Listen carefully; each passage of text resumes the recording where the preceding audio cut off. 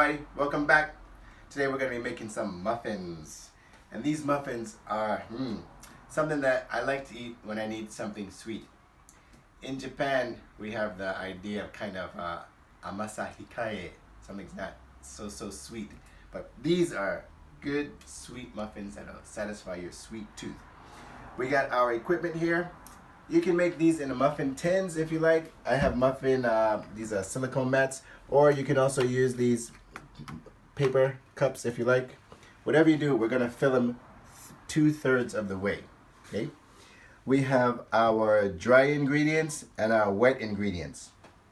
For our dry ingredients, we have here 225 grams of all-purpose flour. In addition to that, we have our baking soda here, 6 grams. In addition to our baking soda, we have our salt, 3 grams. And we also have some granulated sugar, 80 grams. And then 100 grams of brown sugar, as well as 60 grams of cocoa powder. And we have chocolate chunks somewhere around here. Oh, they're in the refrigerator. Okay, they're cooling now. 140 grams. Okay, this is going to be your first set of things that we're going to use. Then here we have our wet ingredients. For our wet ingredients, we have 5 grams of vanilla. We have 1 medium egg. It's a chicken egg. We have 115 grams of milk. It's cow's milk.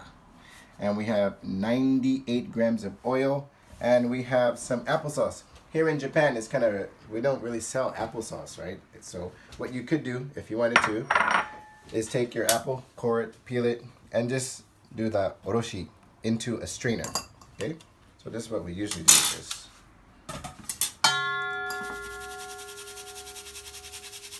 One of the good parts about this is that not only do you get fresh applesauce, but when you're done, you also have, what's that? Apple juice. Wow. It's really delicious too. Okay. So that's what we're going to be doing. We're going to put these guys together for our muffins. So we need 2 bowls. First things first, to our larger bowl, we're going to add all of our wet ingredients. It's a good idea to pass it through a strainer so we don't have any lumps. And then everything gets kind of distributed evenly, incorporated into the whole.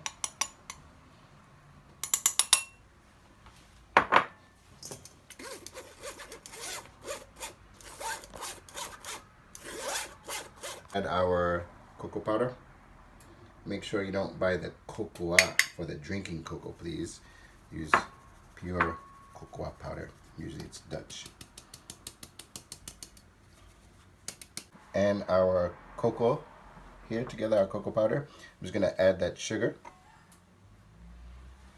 White sugar, granulated sugar. We have our brown sugar as well. I'm going to start mixing those together. And then once it's fairly incorporated, I'm going to go ahead and add my salt and my baking soda.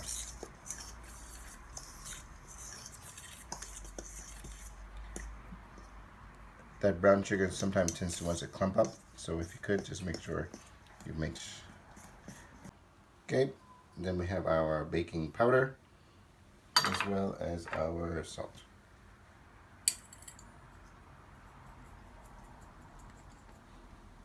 Okay, you want to make sure that's all evenly distributed and incorporated inside there. Here, sorry, just to go back, you have all your dry ingredients except for the choco, okay? The Ita choco, we didn't add that. We're going to add that last, okay? So here we just have the dry ingredients minus the chocolate. Next, we're going to go through with our wet ingredients. We're going to add all of those together.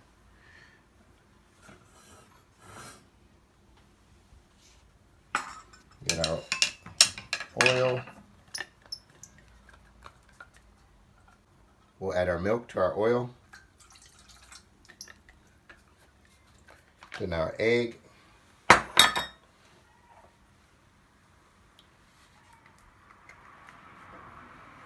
Our vanilla extract. And finally to that, we'll add our applesauce.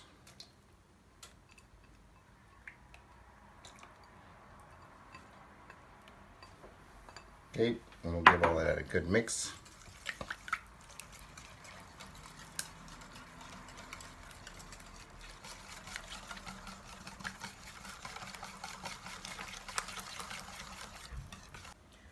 Okay, we have all of our wet ingredients mixed together. Then what we're going to do is add our wet ingredients to our dry ingredients.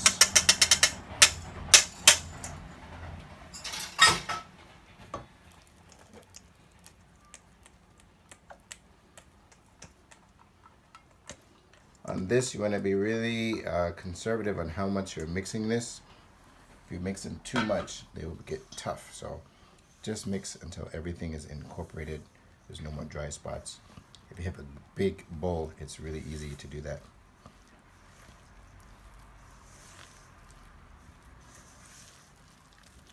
So you can see I'm not really beating this. I'm just kind of turning, almost like a fold. Not a true fold, but kind of like folding.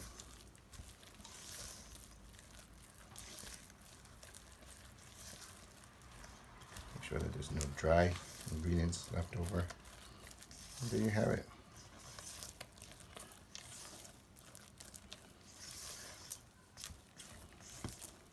What was that?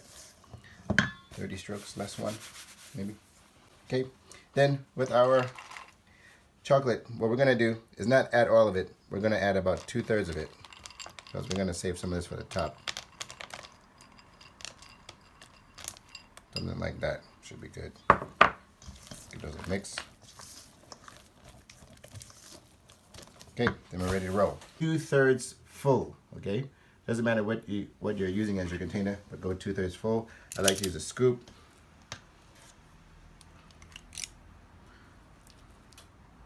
For this scoop, it's usually about 1.5, but what I like to do with these is go 1 on each and then get the 1/4 or 1/2 on the rebound.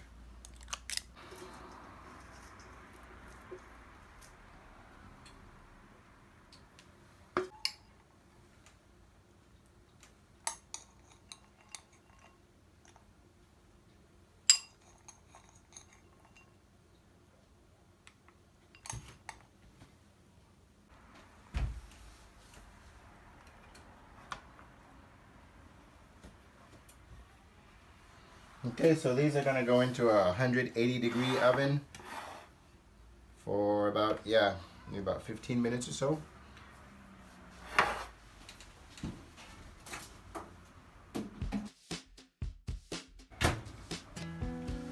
Okay, these are coming out of the oven here. I said 15 minutes or so because the times are kind of approximate. One way you can tell whether they're done is to take a toothpick, insert it in the middle, or try to get into the middle. And when you pull it out, you see how there's not a lot of residue left there on the side. It's a good done. If it's wet, obviously it's not done. So we're gonna let these cool down. When they cool down, we're gonna just dust them with some powdered sugar, and then that should be it. Okay guys, we've got our muffins out of the oven. They've cooled, okay? And we're just gonna remove them here. Give it a little roll. That's where our oil from that we greased them before comes in handy. It comes right out. Then we'll hit them with a little bit of this powdered sugar. And voila. You can add a little bit of mint on there if you like.